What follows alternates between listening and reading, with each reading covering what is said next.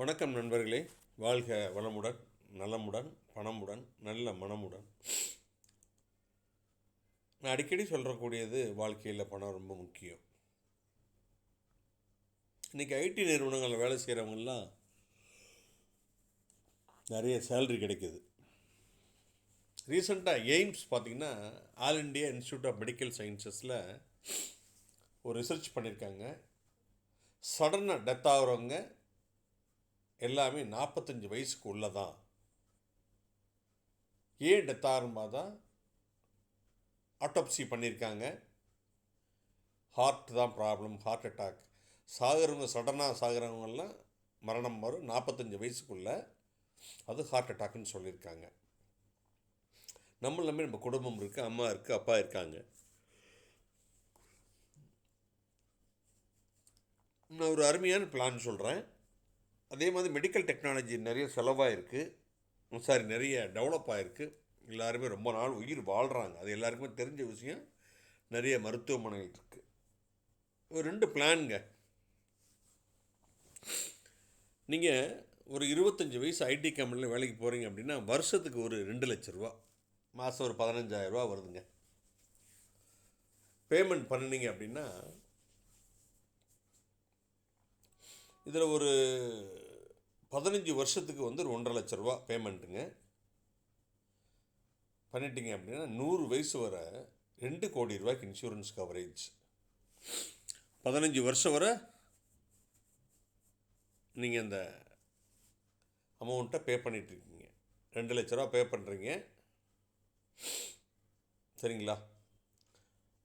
உங்களுக்கு வந்து 15 வருஷத்து வந்து நீங்கள் வந்து 2 லட்ச ரூபா பே பண்ணுறப்ப 16வது வருஷத்துலேருந்து நீங்கள் 50,000 ரூபா பேமெண்ட் பண்ணால் போதும்.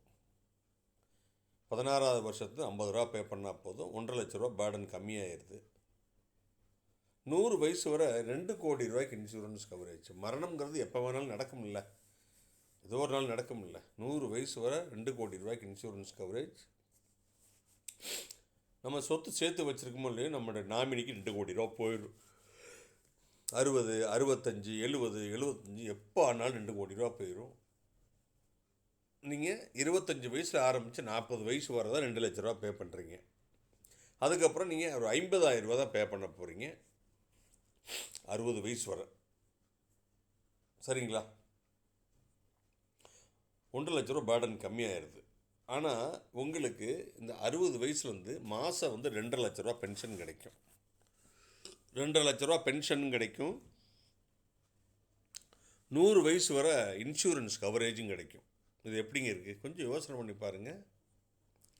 நீங்கள் மொத்தம் எவ்வளோ பே பண்ணுறீங்க, ஒர்க்கிங்ஸ் போட்டு பாருங்கள். ஒரு 15 வருஷத்துக்கு 2 லட்ச ரூபா பே பண்ணுறீங்க.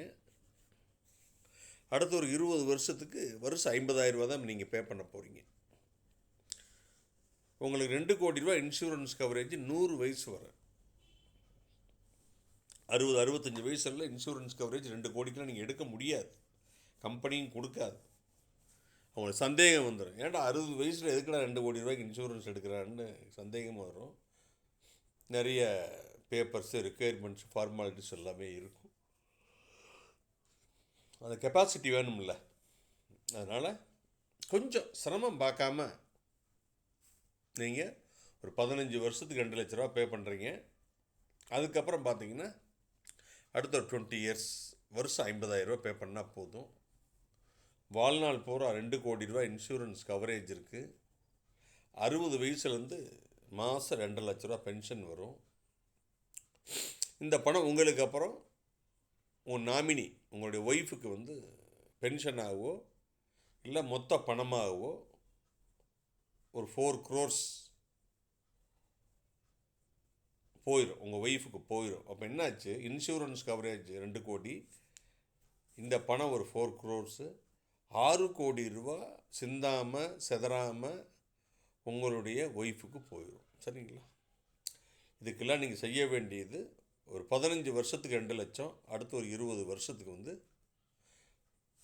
50,000 பேமெண்ட் பண்ண போகிறீங்க. இது சம்மந்தமான டீட்டெயில்ஸ் உங்களுக்கு ஏதாவது தேவை இருந்தால் என்னை காண்டாக்ட் பண்ணுங்கள். நான் line doctor Balakrishnan, financial planning consultant. மீண்டும் ஒரு நல்ல பதிவில் சந்திக்கிறேன். நன்றி, வணக்கம்.